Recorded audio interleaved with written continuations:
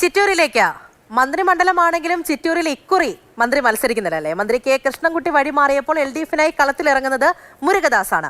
Congress MLA ആയിരുന്ന അച്യുതന്റെ മകനായ സുമേഷ് അച്യുതൻ കൂടി കളത്തിലിറങ്ങിയതോടെ ചിറ്റൂരിലെ മത്സര ചിത്രം തന്നെ മാറി.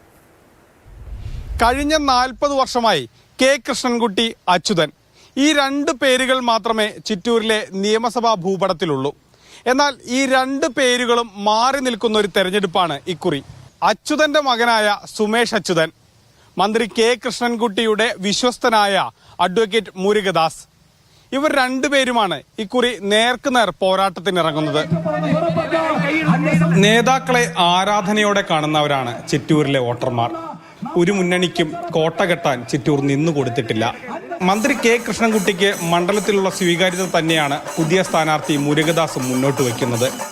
കളത്തിന് മുന്നിലല്ലെങ്കിലും പിന്നിൽ മന്ത്രി കെ കൃഷ്ണൻകുട്ടി തന്നെ ഉണ്ടെന്നതും LDF ക്യാമ്പിന് ആവേശമാണ്. ഇപ്പോൾ നമ്മൾ നിൽക്കുന്നത് വടകരപ്പതി പഞ്ചായത്തിലാണ്. വടകരപ്പതി പഞ്ചായത്തിലെ ജനങ്ങളോട് നിങ്ങൾ ആരോട് പോയി ചോദിച്ചാലും അവർക്ക് പറയാനുള്ളത് വെള്ളം തന്നവരാണ്.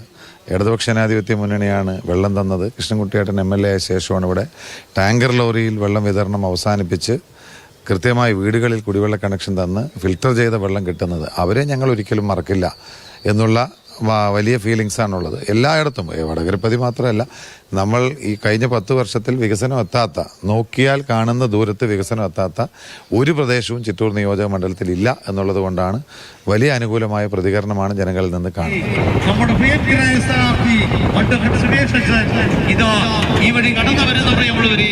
ചിറ്റൂർ തത്തമംഗലം നഗരസഭ, കൊഴിഞ്ഞാമ്പാറ, വടകരപ്പതി എന്നീ പഞ്ചായത്തുകളിലെ ഭരണം തിരിച്ചുപിടിക്കാനായതാണ് UDFന് നേട്ടം. കൃഷ്ണൻകുട്ടി മത്സരിക്കാത്തത് UDFനെ സംബന്ധിച്ചിടത്തോളം ഗുണമാണ്. കഴിഞ്ഞ നിയമസഭാ തെരഞ്ഞെടുപ്പിൽ പരാജയപ്പെട്ടെങ്കിലും സുമേഷ് അച്യുതൻ കഴിഞ്ഞ 5 വർഷമായി ചിറ്റൂരിൽ സജീവമായിരുന്നു. സുമേഷിന്റെ നേതൃത്വത്തിലാണ് ചിറ്റൂർ തത്തമംഗലം നഗരസഭ തിരിച്ചുപിടിച്ചതും. ഇതെല്ലാം UDFനെ വിജയം സ്വപ്നം കാണിക്കുന്ന ഘടകങ്ങളാണ്. പ്രകടനപത്രികയിൽ ഏറ്റവും പ്രധാനപ്പെട്ടത്, ഈ മേഖലയെ ബാധിക്കുന്ന ഏറ്റവും പ്രധാനപ്പെട്ട വിഷയം നെല്ല് വില 35 രൂപയാക്കുമെന്നുള്ളതും നെല്ല് സംഭരിക്കുന്നതിന് ഒരു കൃത്യമായ ഒരു സ്ഥിരം സംവിധാനം ഏർപ്പാടാക്കുമെന്നുള്ളത് ഇവിടെ ഈ മേഖലയിലെ വോട്ടിങ്ങിന് നിർണായകമായി സ്വാധീനം ചെലുത്തുന്ന ഒരു വിഷയമാണ്. UDFന് അനുകൂലമായ ജനവികാരം കേരളത്തിലുടനീളമുള്ളതുപോലെ തന്നെ ചിറ്റൂർ നിയോജക മണ്ഡലത്തിലുമുണ്ട്. അത് സ്ഥാനാർത്ഥി ഇടതുപക്ഷത്തിന്റെ ആണെങ്കിലും UDFന്റെ ആണെങ്കിലും ആര് സ്ഥാനാർത്ഥിയാണെങ്കിലും UDFന് അനുകൂലമായ ഒരു വിധേയത്തായിരിക്കും ഒരേ മുന്നണിക്കകത്താണെങ്കിലും CPMഉം ISJDയും തമ്മിൽ എന്നും തർക്കമായിരുന്നു. പല സമയത്തും അത് സംഘർഷത്തിന് വരെ വഴിവെക്കാറുണ്ട്. എന്നാൽ മുരുകദാസ് CPMന് കൂടി സ്വീകാര്യനാണ്. ഇതുവഴി ഇടതു വോട്ടുകൾ പരമാവധി സമാഹരിക്കാൻ കഴിയും. കറ്റയേന്തിയ കർഷകനായിരുന്നു ISJDയുടെ തെരഞ്ഞെടുപ്പ് ചിഹ്നം. എന്നാൽ അത് മാറി ഇക്കുറി മോതിരമായി. സാമൂഹികമായി പിന്നാക്കമുള്ള നിരവധി പേരുള്ള മണ്ഡലമാണ് ചിറ്റൂർ. ജനങ്ങളെ ചിഹ്നം പഠിപ്പിക്കുക എന്നത് LDFന് വെല്ലുവിളിയാണ്. അണ്ണാ, இந்த ചിറ്റൂർ വന്ന് തമിഴ് വോട്ടർമാർ ரொம்ப മുഖ്യം. എൻ്റെ തമിഴ് ഇത്തിരി മോശമാണെന്ന് എനിക്കറിയാം. പക്ഷെ ഇവിടുത്തെ തമിഴ് വോട്ടർമാർ ഒട്ടും മോശമല്ല.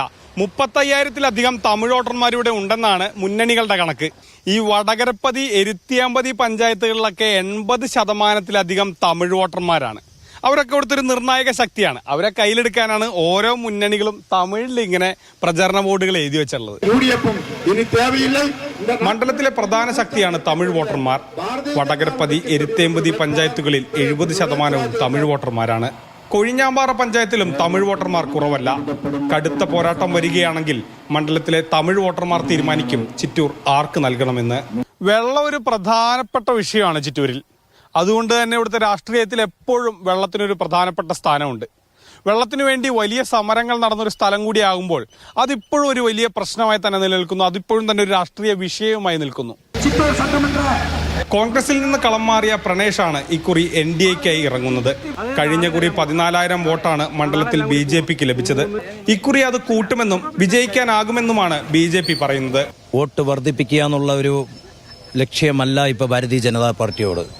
വിജയിച്ച് നിയമസഭയിൽ ഈ ജനങ്ങൾ അവരുടെ നന്മയ്ക്കായി ഭാരതീയ ജനതാ പാർട്ടിയെ നിയമസഭയിൽ അയക്കിയത് എന്നുള്ള ആത്മവിശ്വാസത്തോടാണ് ഇപ്പോഴുള്ള ദിവസങ്ങളും പ്രവർത്തനവും പോയിക്കൊണ്ടിരിക്കുന്നത്. അങ്ങനെ പെട്ടെന്നൊന്നും പിടിതരാത്തതാണ് ചിറ്റൂരുകാരുടെ മനസ്സ്. അത് ഇടത്തോട്ടോ വലത്തോട്ടോ നീങ്ങാം. എങ്ങോട്ടായാലും അതറിയാൻ കഴിയുക വോട്ടെണ്ണി കഴിഞ്ഞാൽ മാത്രമായിരിക്കും. മൽഗോഷി മോഹനൊപ്പം ഗോകുൽ VS, മാതൃഭൂമി ന്യൂസ്, പാലക്കാട്.